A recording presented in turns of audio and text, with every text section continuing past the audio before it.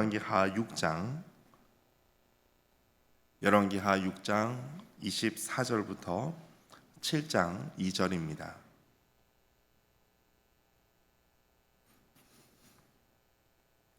열왕기하 6장 24절부터 7장 2절까지 말씀을 한 절씩 교독하시겠습니다.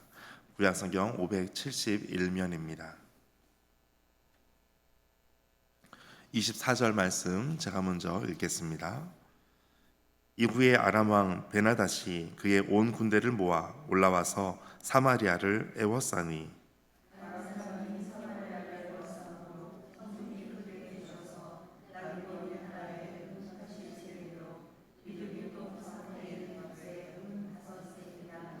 이스라엘 왕이 성 위로 지나갈 때에 한 여인이 외쳐 이르되 나의 주 왕이여 도우소서.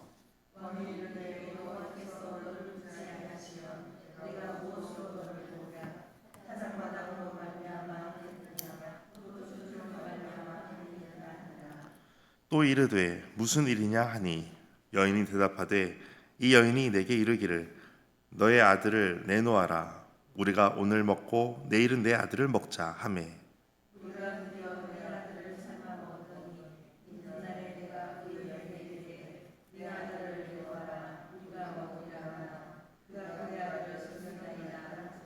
왕이 그 여인의 말을 듣고 자기 옷을 찢으니라.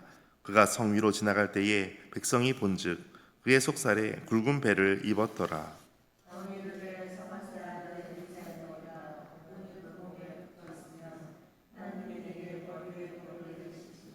그때에 엘리사가 그의 집에 앉아 있고 장로들이 그와 함께 앉아 있는데 왕이 자기 처소에서 사람을 보냈더니 그 사자가 이르기 전에 엘리사가 장로들에게 이르되 너희는 이 살인자의 아들이 내 머리를 베려고 사람을 보내는 것을 보느냐? 너희는 보다가 사자가 오거든 문을 닫고 문 안에 들이지 말라. 그의 주인의 발소리가 그의 뒤에서 나지 아니하느냐 하고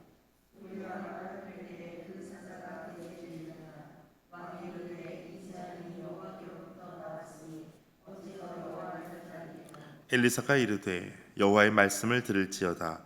여호와께서 이르시되 내일 이맘때에 사마리아 성문에서 고운 밀가루 한 스아를 한 세겔로 매매하고 보리 두 수아를 한 세겔로 매매하리라 하셨느니라. 그때 왕이 그의 손에 의지하는 자 곧 한 장관이 하나님의 사람에게 대답하여 이르되 여호와께서 하늘에 창을 내신들 어찌 이런 일이 있으리요 하더라. 엘리사가 이르되 내가 내 눈으로 보리라. 그러나 그것을 먹지는 못하리라 하니라. 아멘. 주님의 말씀입니다. 오늘도 주님의 은혜와 평안이 함께 하시기를 축복합니다. 이후에 아람 왕 베나닷이 이스라엘의 온 군대를 가지고 와서 다시 이스라엘을 치려고 왔습니다. 그가 점령하려고 했던 곳이 바로 사마리아였습니다. 그래서 사마리아를 에워싸니라고 되어 있습니다. 그들이 먼저 은혜를 받고 그들이 먼저 공격하기 위해서 찾아왔던 군대들을 엘리사를 통해서 풍성히 대접을 받고 돌아간 이후에 얼마 지나지 않아 이제 아람 왕 베나닷 때에 다시 이스라엘을 치러 공격하러 왔습니다. 아람 왕 베나닷이 공격하러 왔던 것은 그 아람 왕이 은혜를 모른다라고 하는 것보다 이스라엘이 여전히 회개하지 않는다라는 것을 보는 것이 더 합당합니다. 우상 숭배에 빠진 이스라엘이 그 죄악에 대한 하나님의 심판의 방법으로 아람 왕이 쳐들어오는 것으로 사용한 심판의 결과였습니다. 멸망을 위한 것이 아니라 이스라엘로 하여금 회개하기 위해서 하셨던 것이 바로 이것이었습니다. 그렇기 때문에 사마리아를 에워싸서 완전히 포위당해서 그 성중에 극심한 굶주림이 시작이 됩니다. 25절 말씀 아람 사람이 사마리아를 에워싸므로 성중에 크게 줄여서 나귀머리 하나에 은 80세겔이요 비둘기똥 4분의 1갑에 은 5세겔이라 하니 나귀머리라고 하는 것은 그들이 식재료로 맛없어서 잘 쓰지 않는 재료입니다. 거저 주어도 잘 먹지 않는 재료가 나귀머리입니다. 무엇보다 더 심각한 것이 있습니다. 심지어 율법에 부정한 음식으로 나오는 것이 나귀입니다. 그런데 이 나귀 머리를 음식으로 치지도 않았던 나귀의 몸을 이렇게 나귀 머리를 이렇게 비싼 가격에 치고 있다라는 것입니다. 그만큼 먹을 것이 없다라는 것이죠. 또 비둘기똥 4분의 1갑이라고 하는 것은 4분의 1갑은 우리가 알고 있는 단위로는 한 0.3리터 정도가 됩니다. 비둘기똥을 어떻게 0.3리터를 모았을까? 그렇게 볼 수도 있겠지만 학자들은 이것을 단순히 우리가 알고 있는 비둘기 배설물 똥이 아니라 동물 사료로 쓰이는 야생 완두콩의 일종의 하나일 것이다 라고 추측을 하기도 합니다. 정확히 알 수는 없지만 어쨌든 중요한 것은 사람이 먹기 힘들 만한 재료를 이처럼 비싸게 팔고 있다라는 것입니다. 그들의 굶주림이 이만큼 심하다라는 것이죠. 사람들은 누구의 도움을 바라고 또 누구에게 도움을 요청할 수 있었겠습니까? 누구도 이 가난을, 이 굶주림을 해결할 수가 없었습니다. 26절에 보니까 이스라엘 왕이 지나갑니다. 그때 한 여인이 외칩니다. 나의 주 왕이여 도우소서, 나의 주 왕이여 도우소서. 왕도 백성도 이 당하는 이 공경에 대한 것이 죄에 대한 것임을 전혀 알지 못했습니다. 왕도 몰랐고 백성들도 몰랐습니다. 이것이 하나님의 징계임을 누구도 깨닫지를 못했습니다. 그래서 그 여인이 지나가는 왕에게 나의 주 왕이여 도우소서라고 외칩니다. 여러분 생각해 보십시오. 왕이 이 모든 것을 해결할 수 있었겠습니까? 해결할 수 있었다면 벌써 했을 것입니다. 어쩌면 사람들은 어리석어서 왕이면 이것을 도울 수 있을 것이라고 생각했을 것입니다. 우리도 마찬가지입니다. 하나님 외에 어떤 것이 나를 도울 수 있을 것이라고 생각하고 그것을 찾고 그것을 또 찾아가고 그것을 위해서 어떤 것을 하려고 하는 모습이 있지는 않습니까? 하나님께 우리가 모든 것을 맡겨드리고 주님께 의지하고 나아가는 것, 이것이 바로 믿음이고 이것이 믿음의 삶이 되는 것입니다. 가난은 나라님도 구하지 못한다라는 말이 있습니다. 나라라고 하는 것이 바로 왕을 의미하는 것이죠. 오늘 왕은 아무것도 할 수가 없습니다. 왕이 할 수 있는 것이 무엇이겠습니까? 27절 같이 읽겠습니다. 시작. 왕이 이르되 여호와께서 너를 돕지 아니하시면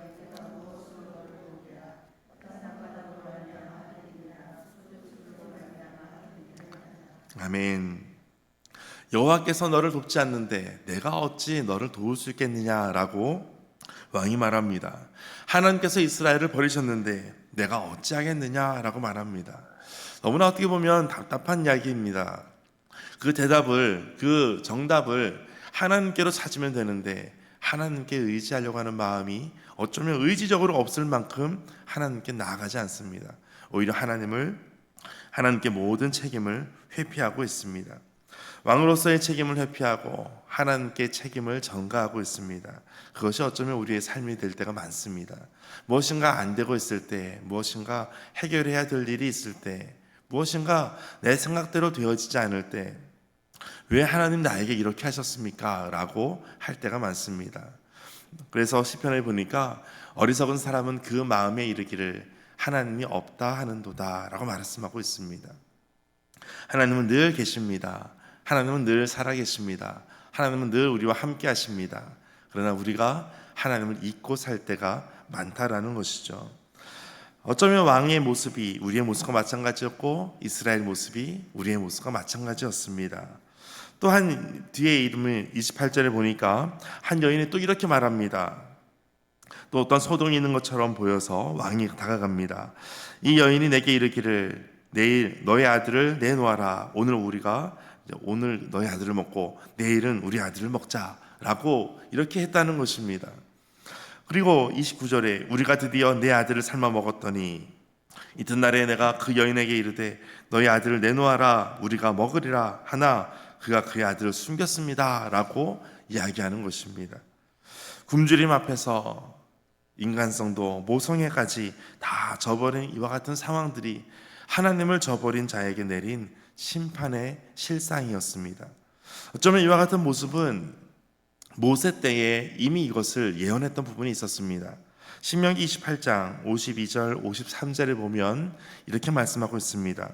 그들이 너의 적국에게 전국에서 내 모든 성읍을 에워싸고 너가 의뢰하는 바 높고 견고한 성벽을 다 헐며 내 하나님 여호와께서 너에게 주시는 땅의 모든 성읍에서 너를 에워싸리니 너가 대적에게 에워싸이고 맹렬히 쳐서 곤란케 함을 당함으로 내 하나님 여호와께서 너에게 주신 자녀 곧 내 몸의 소생의 고기를 먹을 것이라. 이 말씀이 모세오경에 이미 기록이 되어 있습니다. 이처럼 하나님을 저버리고 하나님께 나아가지 않고 이와 같은 곤란함을 당할 때에 하나님께서 이렇게 하셨던 이 말씀이 지금 이렇게 이루어지고 있는 것입니다. 이렇게 되라라고 하는 것이 아니라 하나님을 저버렸을 때 이와 같은 상황도 있을 수 있다는 것이 지금 이렇게 요람 왕 때 이루어지고 있습니다. 왕은 이제 30절에 이 모든 극심한 기아 상태와 또한 자식을 잡아먹는 이와 같은 이야기를 듣고 자기의 옷을 찢습니다. 사람들이 봤더니 그의 속살에 굵은 배가 있습니다. 옷을 찢거나 굵은 배를 입는 것은 회개할 때 보통 표현하는 것입니다. 그러나 이것은 회개의 표현이 아니었습니다. 자기 분노의 표현이었다고 볼 수밖에 없습니다. 왜냐하면 그 뒤에 말씀이 이렇습니다. 왕은 31절에 사밧의 아들 엘리사의 머리가 오늘 그의 몸에 붙어 있으면 하나님이 내게 벌 위에 벌을 내리실 자로다 하니라. 아멘. 이처럼 내가 엘리사를 죽이겠다라고 왕이 이야기합니다. 회개한 사람의 모습이 아니었죠. 그리고 32절에 보니까 엘리사는 이 모든 것을 다 이제 알고 있습니다. 그리고 엘리사는 32절 가운데 보시면 너희는 이 살인자의 아들이 내 머리를 베려고 사람을 보내는 것을 보느냐. 왕을 향해서 살인자의 아들이다 라고 말합니다.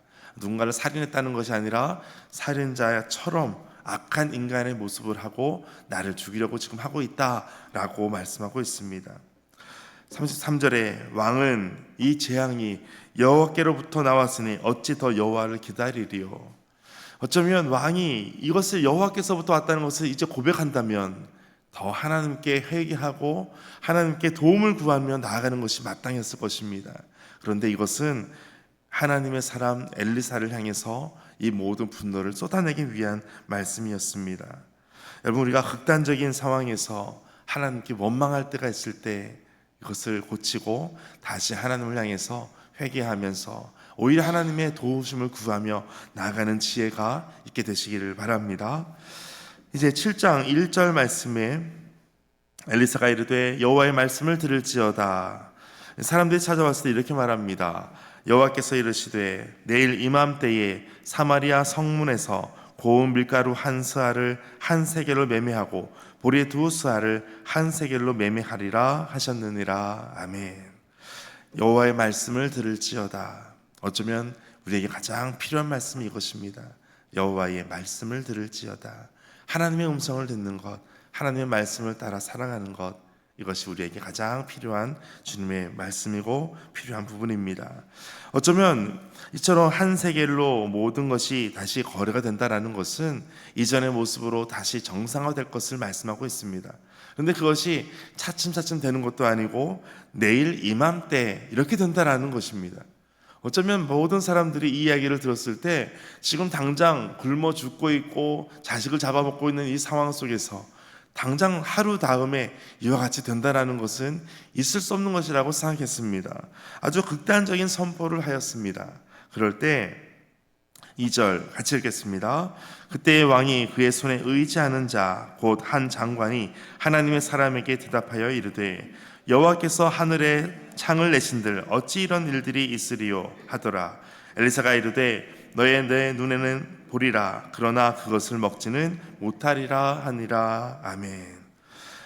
이와 같은 모습 가운데 누구도 이것을 믿을 수 없었지만 그때 한 장관이 이것은 여호와께서 하늘에 창을 내신들 어찌 이런 일들이 있겠습니까? 믿을 수 없는 얘기다라고 말합니다. 그러나 엘리사는 너의 눈으로 이것을 볼 것이다. 그러나 너는 먹지 못할 것이다. 불신앙을 이렇게 표현했지만 오히려 그에게 떨어지는 것은 심판밖에 없었습니다. 여러분, 죄를 묵상하면 죄의식에 사로잡힙니다. 그러나 하나님을 묵상하면 은혜와 평안을 경험하게 됩니다. 하나님의 말씀을 믿고 믿음으로 오늘도 나아가는 복된 하루 되시기를 축복합니다. 함께 기도하겠습니다. 하나님 아버지, 우리의 삶에 임하신 하나님의 은혜를 알면서도 상황에 외몰되어 원망과 불신을 쏟아냈던 모습을 회개합니다. 사방에서 에워싸움을 당해도 하나님의 긍휼하심에 기대어 겸손의 눈물로 기도하게 하소서. 마음을 찢고 돌이켜 말씀을 온전히 신뢰함으로 하나님의 일들을 보게 하여 주옵소서. 날마다 주님의 은혜를 기억하며 오늘 나아가게 하여 주옵소서. 오늘 말씀 가지고 함께 기도하며 나가겠습니다. 하나님, 오늘 우리가 더 믿음을 가지고 하나님의 말씀을 듣고 주님께로 오늘도 나아가는 한 걸음 한 걸음 나아가게 하여 주옵소서. 함께 기도하겠습니다. 하나님 아버지,